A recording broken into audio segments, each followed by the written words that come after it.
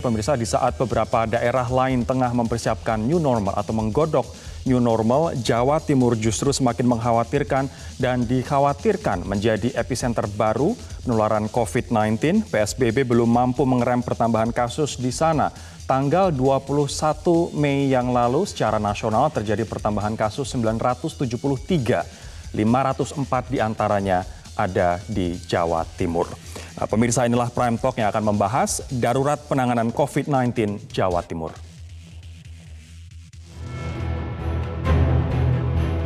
Di Jawa terutama agar dibantu, diberikan dukungan penuh untuk Provinsi Jawa Timur, terutama yang berkaitan dengan kesiapan rumah sakit rujukan dan rumah sakit daruratnya. Ini Pak Menteri Kesehatan, juga Ketua Gugus Tugas, betul-betul saya minta Jawa Timur menjadi perhatian.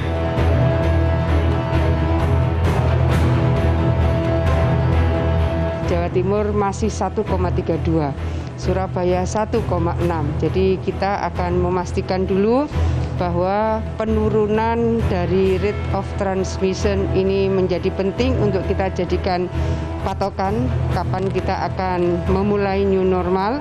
Hari ini konsentrasi kita adalah pada penurunan penyebaran dan penghentian penyebaran.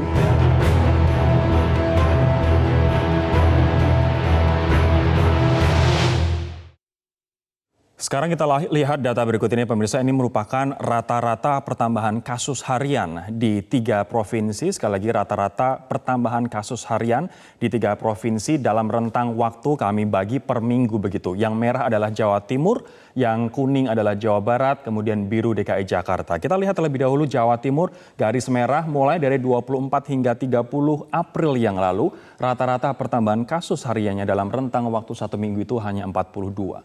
Kemudian naik menjadi rata-ratanya 44, 85, 15 sampai 21 Mei atau menjelang Lebaran kemarin mencapai 149,7.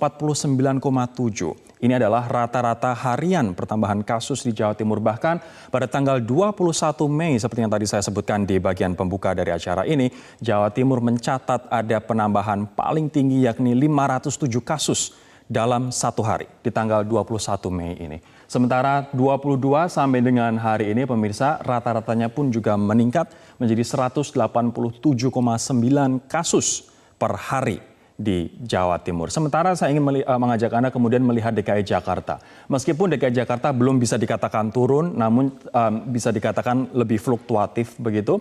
Awalnya 94 per hari, kemudian menjadi 97, sempat naik menjadi 119, namun kemudian turun menjadi 87,6 dan kemudian naik lagi menjadi rata-ratanya 100 kasus per hari. Jawa Barat bisa dikatakan paling rendah jika dibandingkan dengan provinsi tetangganya. Dari awal dia ada 32,6, ini di periode 24 hingga 30 April, kemudian naik menjadi 52,7 dan hari ini kita lihat bahwa rata-rata pertambahan kasus positif di Jawa Barat turun menjadi hanya 31,3 kasus per hari.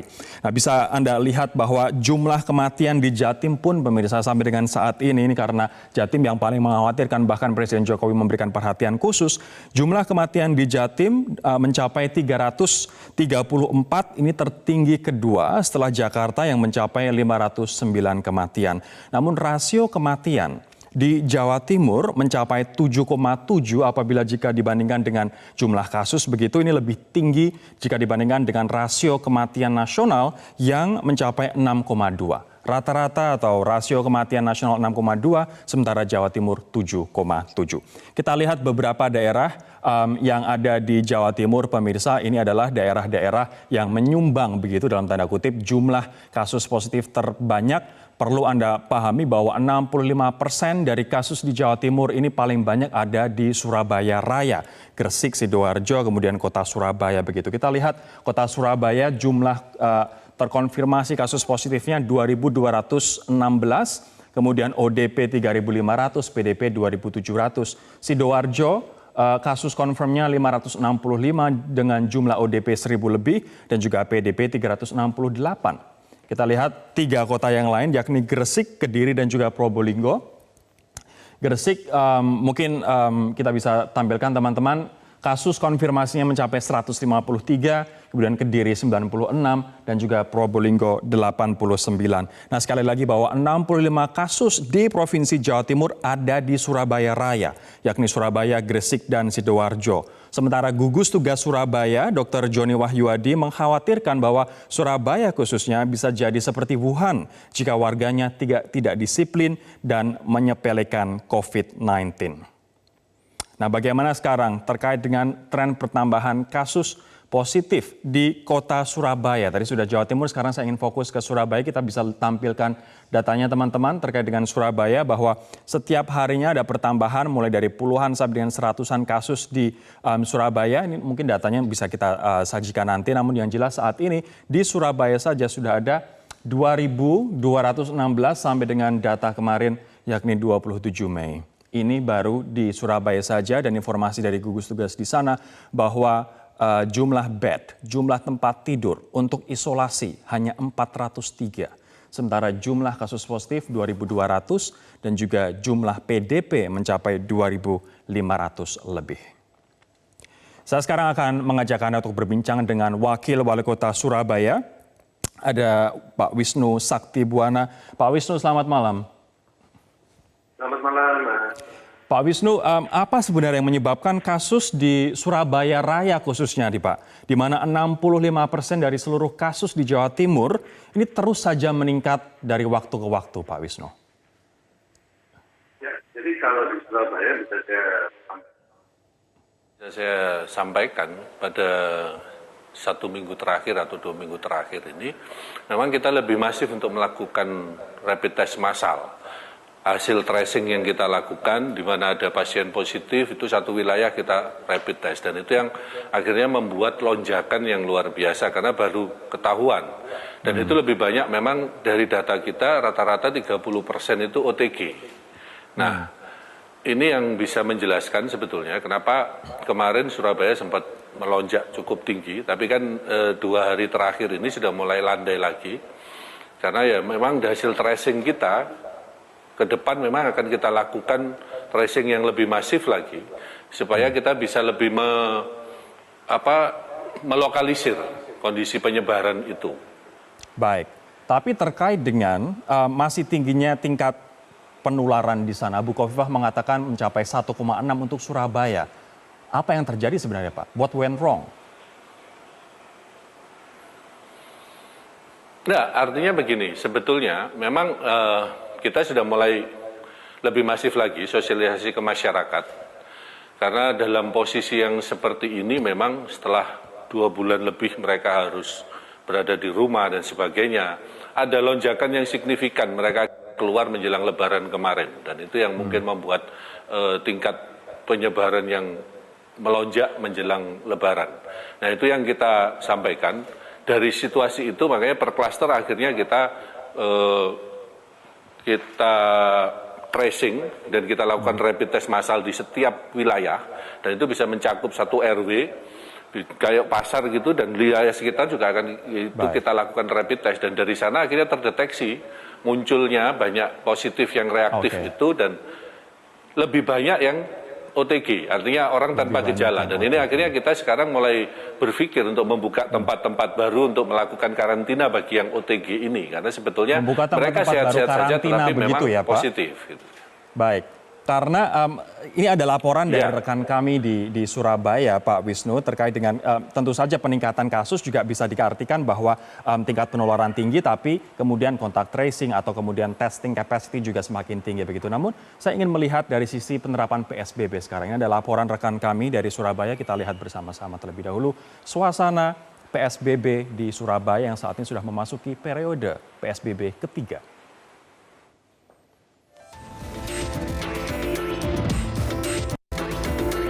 Pemirsa, di PSBB tahap 3 ini Surabaya Raya penyumbang kasus terbanyak yang ada di Jawa Timur.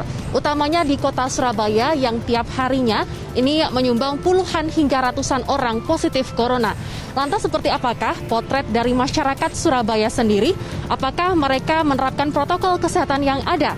Mari kita pantau bersama aktivitas masyarakat Surabaya di pagi hari di salah satu pasar yang ada di kota Surabaya.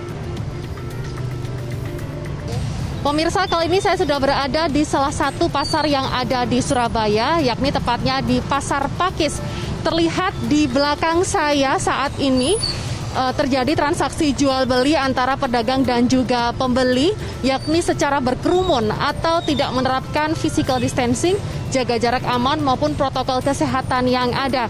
Bahkan ini terlihat juga ada bapak-bapak maupun ibu-ibu yang ada di sini yang memang tidak memakai masker dengan benar, bahkan ada juga yang tidak memakai masker begitu. Seakan ini tidak mengindahkan protokol kesehatan bahkan di tengah PSBB jilid 3 saat ini. Tidak terlihat pula petugas yang berjaga maupun petugas yang menertibkan akan kerumunan ini.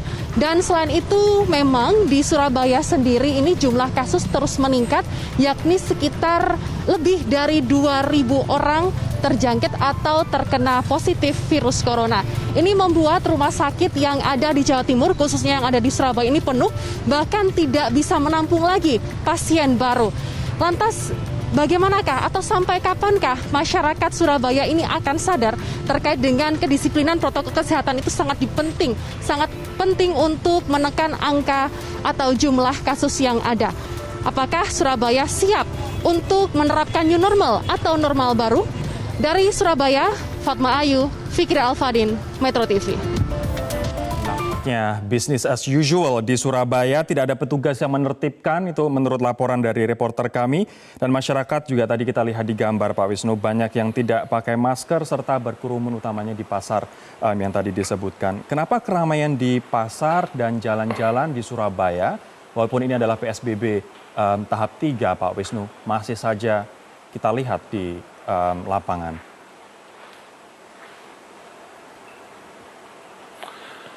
Ya, jadi ini kita bisa jelaskan memang jadi evaluasi kita semua dari hari-hari terakhir ini. Makanya kita ke depan kita akan lebih efektifkan lagi karena tenaga kita yang selama ini memang sangat kekurangan untuk mengcover seluruh Surabaya. Nah, ke depan kita akan buka relawan untuk bisa membantu kita dalam penerapan PSBB ini.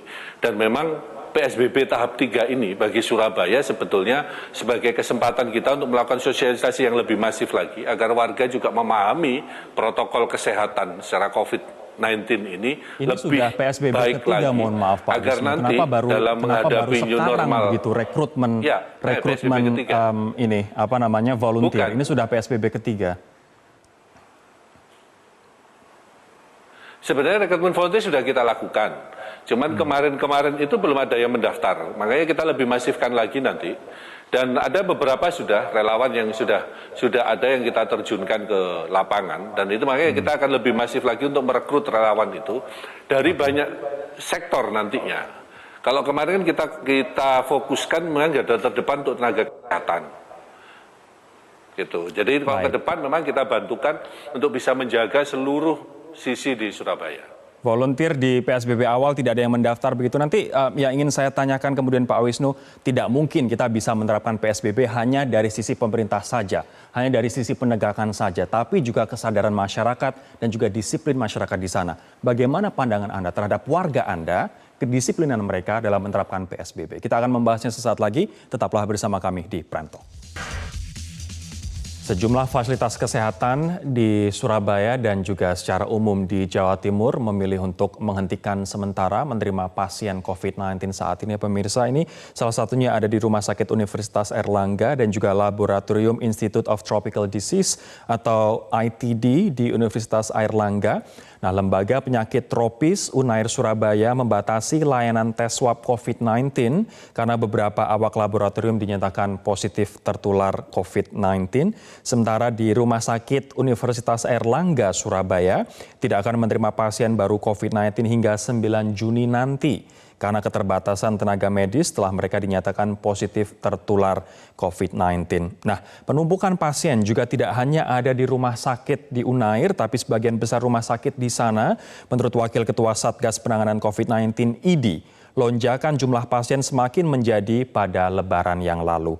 Nah, sementara menurut gugus tugas Percepatan penanganan COVID-19 Jatim, rumah sakit rujukan di Surabaya hanya memiliki 403 unit tempat tidur isolasi, padahal kasus positif di Surabaya mencapai 2.200 lebih dan PDP mencapai 2.700 lebih. Sementara di Sidoarjo hanya punya 62 unit ranjang atau bed isolasi, sementara di Gresik hanya punya 24 unit ranjang. Situasi mengkhawatirkan saat ini di Surabaya, tidak terkecuali di Surabaya Raya yang menyumbang 65% dari seluruh kasus COVID-19 di Provinsi Jawa Timur. Saya akan melanjutkan ke Pak Wisnu, namun sebelumnya saya juga ingin menyapa ada Dr. Sutrisno Aji, Ketua IDI Jawa Timur, Ikatan Dokter Indonesia. Dr. Sutrisno, selamat malam. Ada juga Mas Suryo Pratomo, Mas Tommy, juru bicara gugus tugas COVID-19. Mas Tommy, Dr. Sutrisno, selamat malam. Saya akan lanjut ke Pak Wawali terlebih dahulu. Pak Wawali, seberapa misalnya garang pun penegakan hukum, seberapa banyak pun aparat yang diterjunkan juga tidak akan efektif, akan kucing-kucingan saja begitu dengan masyarakat apabila masyarakat tidak punya kesadaran, tidak punya kedisiplinan untuk menerapkan PSBB. Apakah ini menjadi masalah besar soal indisipliner masyarakat di Surabaya, Pak Wawali? Memang yang perlu kita tekankan betul itu adalah pemahaman masyarakat di bawah terkait dengan pentingnya kita menjaga social distancing, physical distancing, maupun menjaga kebersihan diri.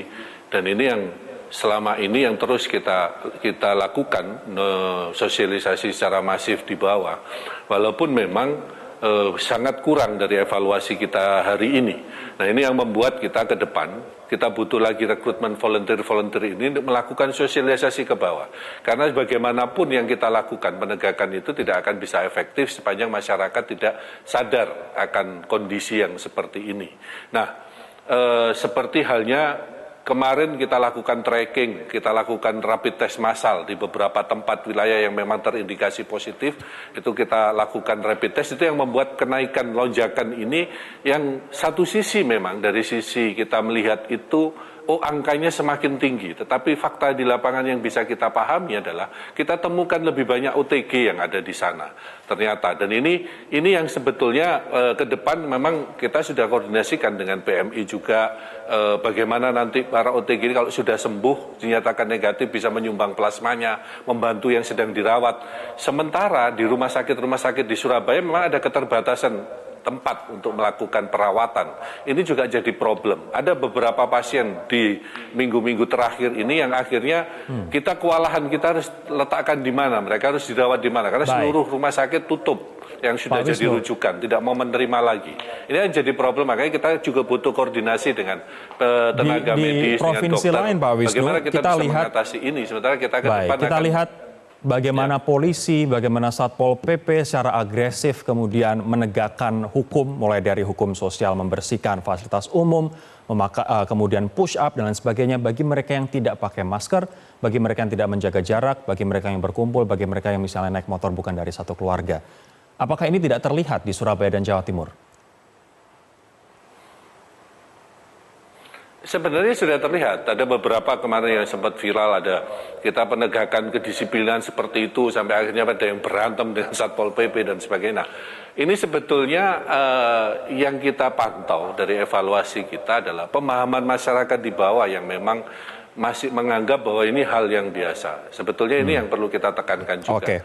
Sehingga mereka bisa menjaga dirinya, menjaga keluarganya. Ini yang paling penting sebetulnya. Baik, saya ingin sekarang ke Dr. Alfian terlebih dahulu. Tadi belum saya perkenalkan Dr. Alfian, Ketua Satgas dari Rumah Sakit Unair. Dr. Alfian, selamat malam. Apa sebenarnya ini, tadi sebelum saya kembali ke Pak Wisnu, saya juga telah menjelaskan bahwa kapasitas dari rumah sakit khususnya di Surabaya sudah tidak bisa menangani lagi. 403 bed isolasi, sementara pasiennya 2.200, PDP-nya 2.700 lebih begitu. Apa yang menyebabkan jumlah pertambahan kasus, jumlah pertambahan PDP jauh sekali di atas dari kapasitas bed yang ada? Baik, terima kasih Mas Sori. Jadi kita di Rumah Sakit Unair terima kasih diberikan kepercayaan oleh pemerintah, masyarakat maupun donatur untuk memberikan pelayanan sejak Maret. Sejak Maret kita mengamati bahwa kasus-kasus yang datang itu kasus-kasus yang memang berat dan butuh dirawat inap. kita melihat kasus banyak di beberapa rumah sakit rujukan termasuk di Rumah Sakit Unair. Dari sejak awal kita mendapatkan pasien-pasien yang cukup banyak, istilahnya membludak ya, sampai IGD itu penuh, tidak tertampung di rawat inap. Sehingga pasien-pasien itu terpaksa dirawat inapkan di IGD sambil menunggu ruang rawat inap yang tersedia, seperti itu. Yang kita perlu perhatikan adalah kasus yang datang itu adalah kasus-kasus yang berat, bukan kasus-kasus yang ringan, dan itu memaksa mereka harus dirawat di rumah sakit. Kita menseleksi ketat pasien-pasien yang memang setelah kita lakukan pemeriksaan dinyatakan, oh ini kelompok yang bisa rawat jalan, maka kita sarankan untuk melakukan isolasi mandiri di rumah secara ketat. Apabila mereka tidak melakukan tindakan tersebut secara ketat, yang menjadi risiko adalah keluarga dan masyarakat sekitar, pasien tersebut bisa menjadi penular. Baik, dan tentu saja risiko ini ke tenaga medis di sana begitu. Seperti apa situasi dari Rumah Sakit Unair dan juga situasi di lab ITD Unair, Dok, terkait dengan kondisi tenaga medisnya? Jadi kita itu memiliki 100 bed dari sejak awal, itu pasien datang, kita memiliki pasien yang datang itu lebih dari 100. Sempat overload dan itu menyebabkan exhausted dari tenaga kami, baik di rumah sakit maupun di laboratorium. Akhir-akhir ini kita mendapatkan pemeriksaan yang di laboratorium targetnya 3 hari jadi lebih panjang, bisa sampai 1 minggu. Karena laboratorium ITD bukan hanya melayani di Rumah Sakit Unair, tetapi menjadi rujukan se-Surabaya maupun rumah sakit lain di Jawa Timur. Dr. Alfian, apa analisa Anda? Ini kok kasus di Surabaya nampaknya terus saja bertambah sehingga rumah sakit dan juga fasilitas lab Anda pun harus untuk sementara tidak menerima pasien terlebih dahulu dan tes swab terlebih dahulu. Apa yang menyebabkan jumlah ini kok semakin naik begitu? Ya, kalau kita amati kemungkinan transmisi di masyarakat masih banyak terjadi. Problem di hulu di masyarakat masih terjadi transmisi. Sehingga yang kita amati adalah problem di hilir di tempat kami di Rumah Sakit Rujukan di Surabaya ini jadi bertambah.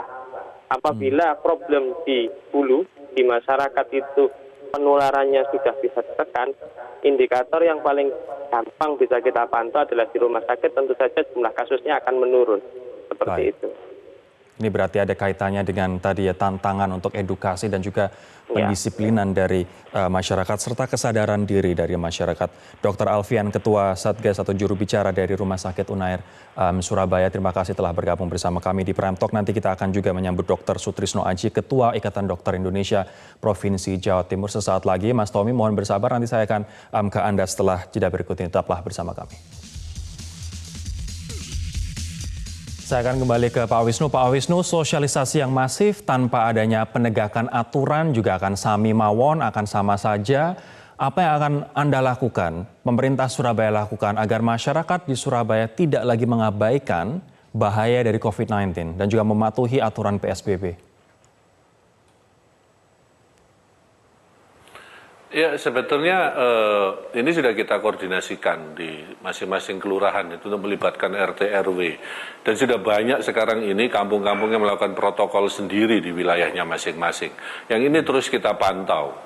Nah, tinggal kita bicara masalah tempat-tempat umum seperti pasar yang itu harus menyangkut kebutuhan mereka sehari-hari yang akan lebih kita masifkan lagi penegakan hukumnya. Tapi bagaimanapun juga memang pelibatan langsung masyarakat yang di bawah, khususnya sebagai garda terdepan untuk bicara sosialisasi itu adalah tingkat RT dan RW, ini yang akan lebih kita masifkan lagi agar masyarakat juga lebih memahami tentang bahaya COVID-19 ini bagi dirinya maupun keluarganya. Karena selama ini yang kita lihat memang kalau dibicara di tengah kota itu akan terlihat terasa PSBB, tapi begitu kita masuk ke daerah kampung dan sebagainya itu tidak terasa lagi PSBB-nya. Nah, ini yang selama ini kita sudah bergerak untuk melakukan itu, tapi memang dari evaluasi yang seperti ini memang masih banyak kekurangan yang harus kita teruskan untuk menuju new normal apalagi. Makanya kesempatan PSBB tahap 3 ini akan kita gunakan betul bagaimana penegakan itu dan sosialisasi itu lebih masif lagi. Nampaknya masih jauh Jawa Timur untuk berbicara soal new normal begitu Pak Wawali. Saya akan ke Dr. Sutrisno sekarang.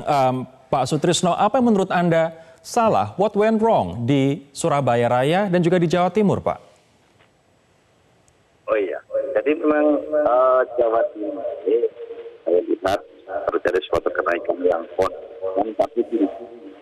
Jadi kalau kita lihat totalnya itu merangkak penambahan baru itu bertambah. Jadi mesti kita lihat di Jawa Timur itu hampir 42 juta, jadi banyak. Kemudian mobilitas para pejabat di Jawa Timur itu juga luar biasa. Dan tentu yang ketiga bahwa hubungan kontak antar orang itu sangat tinggi, sehingga penyakit virus ini menularnya lewat kontak antar manusia ini kan terus berlangsung. Dan kita lihat bahwa jadi transmisi rate-nya itu sudah lebih dari 1,6 untuk Surabaya. Jawa Timur 1,3. Artinya proses penyebaran secara horizontal di masyarakat ini terus berlangsung dan akan terus berlipat-lipat. Dan ini akan terus bertambah di Jawa Timur, utamanya di Surabaya. Baik, Pak Sutrisno, ini masalahnya, mohon maaf Pak, PSBB di sana sudah memasuki periode ketiga begitu. Kenapa pertambahannya masih tinggi? Apa evaluasi Anda pada PSBB di Surabaya Raya dan juga di Jawa Timur?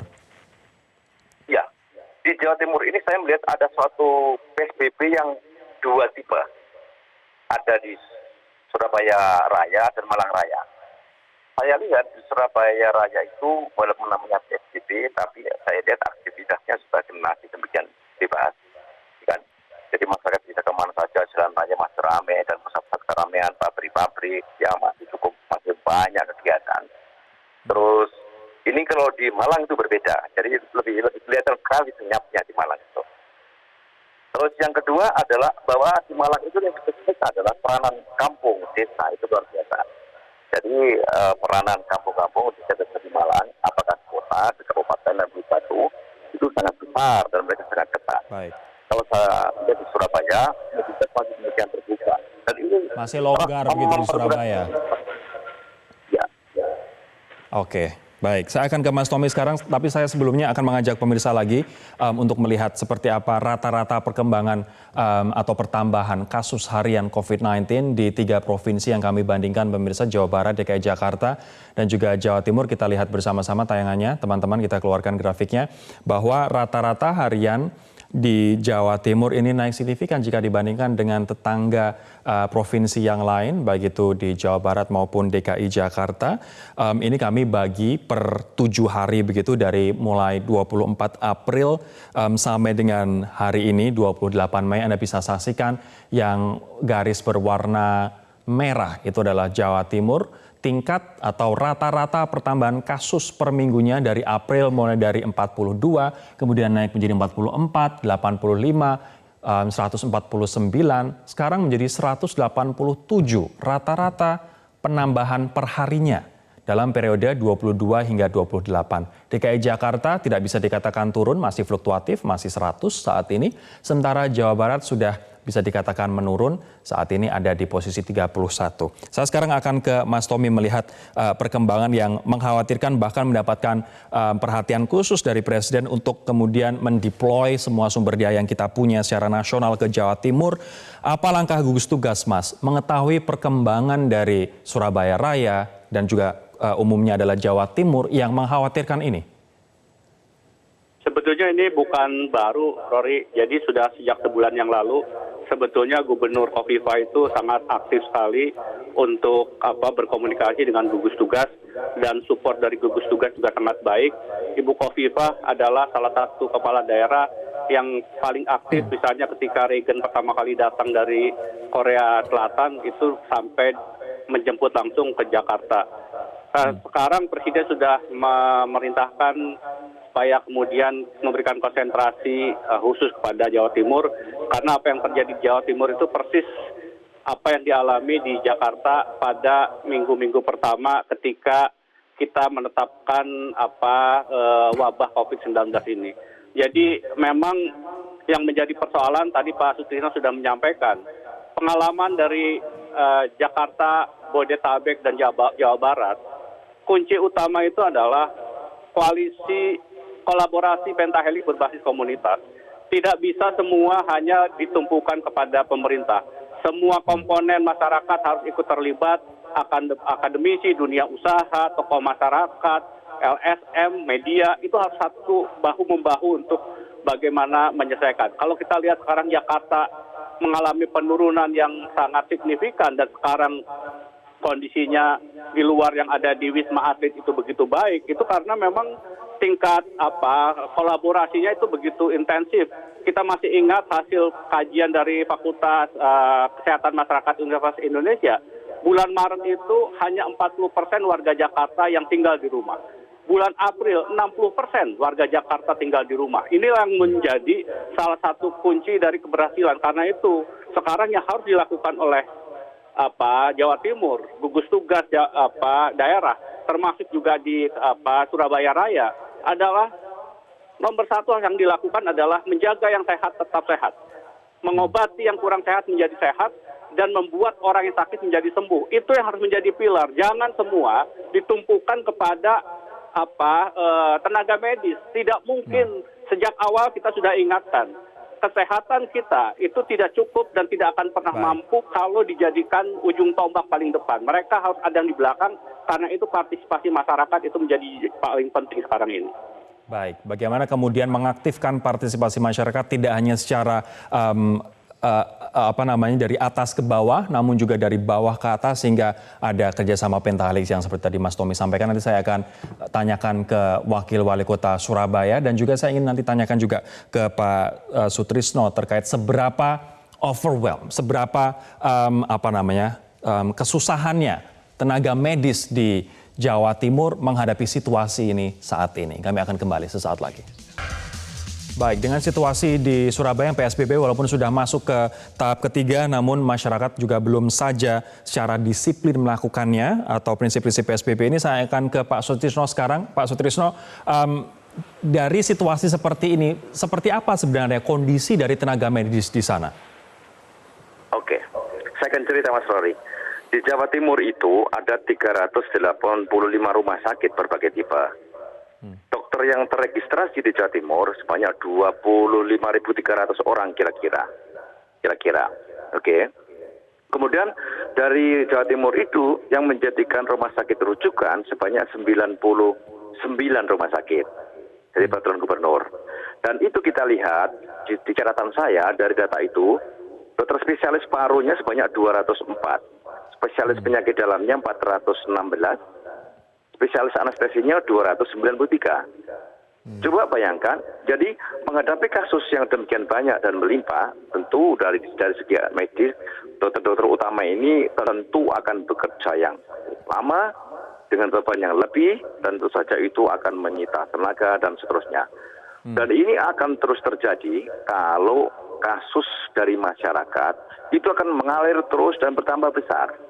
Maka beban dari tenaga medis, tenaga paramedis, dan tenaga pendukung lain, dan fasilitas rumah sakit tentu akan tergerus terus-menerus dalam waktu yang lama. Berapa yang sudah positif COVID-19 dari tenaga medis di Jatim, Pak? Ya, dari catatan saya, dari laporan teman-teman dari IDI Cabang Jawa Timur, saat ini ada 51 yang positif. Wow. Tenaga dokternya. Perawatnya lebih banyak lagi. Berapa perawatnya?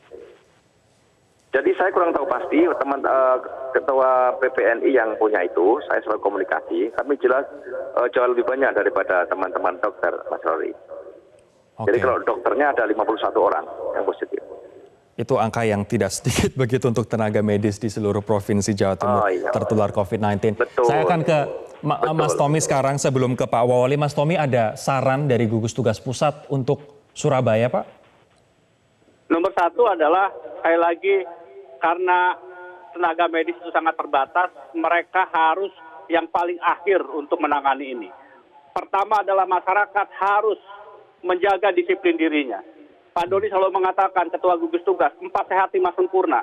Jaga jarak, ya kan, pakai masker, cuci tangan, istirahat yang cukup, makan makanan bergizi. Pakai masker Dokter maksudnya terbaik itu adalah diri kita sendiri.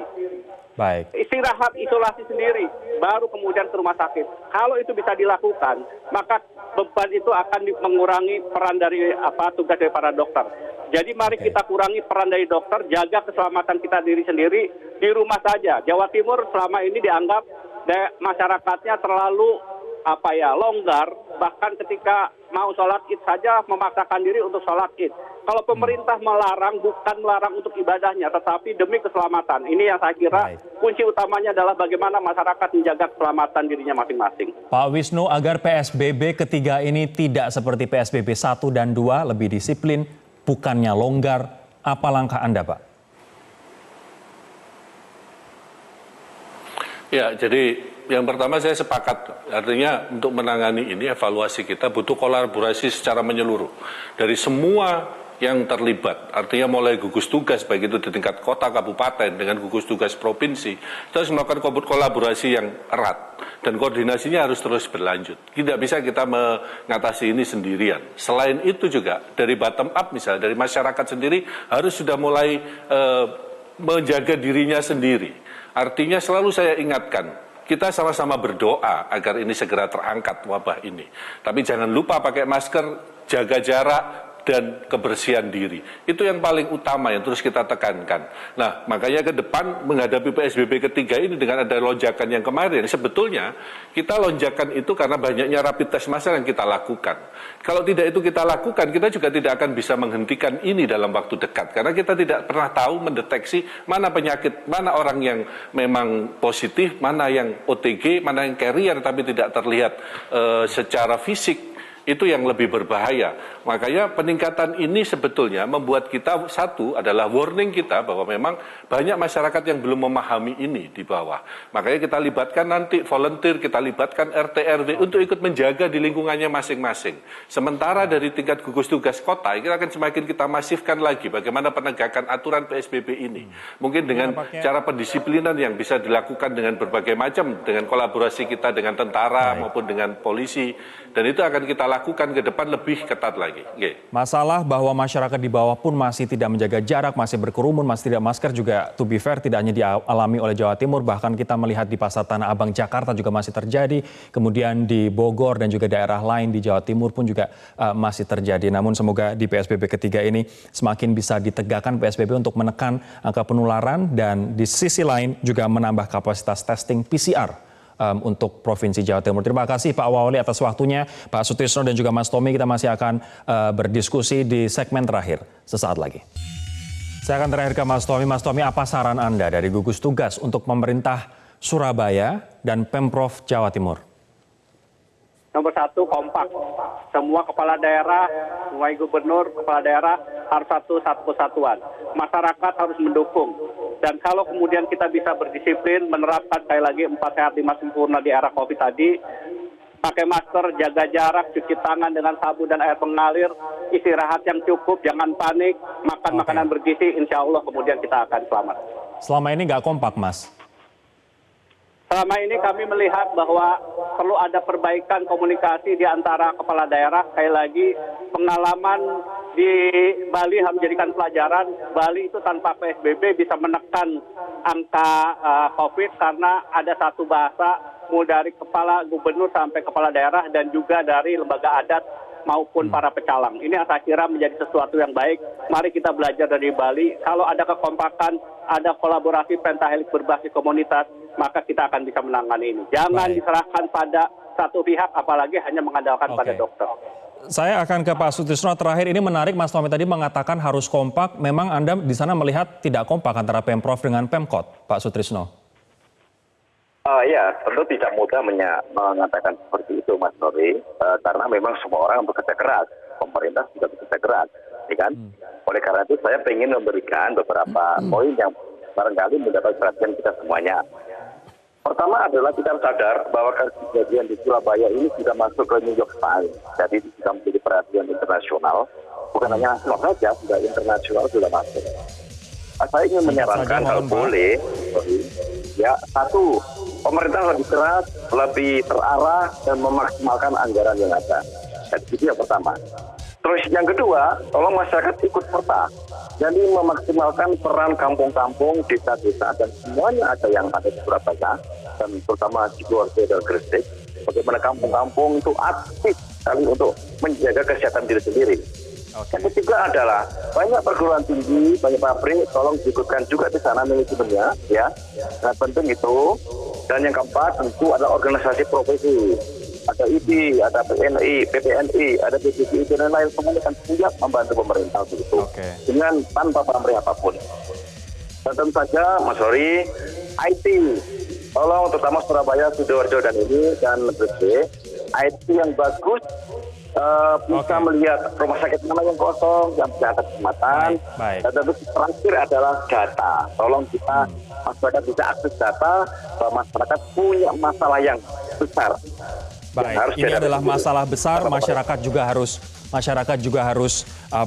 bekerja sama begitu dan juga sadar serta disiplin serta tidak lagi meremehkan. Terima kasih Bapak-bapak atas waktunya. Demikianlah perbincangan kami di Prime Talk. Pemirsa, terima kasih atas kebersamaan Anda. Sampai jumpa. Metro TV, knowledge to elevate.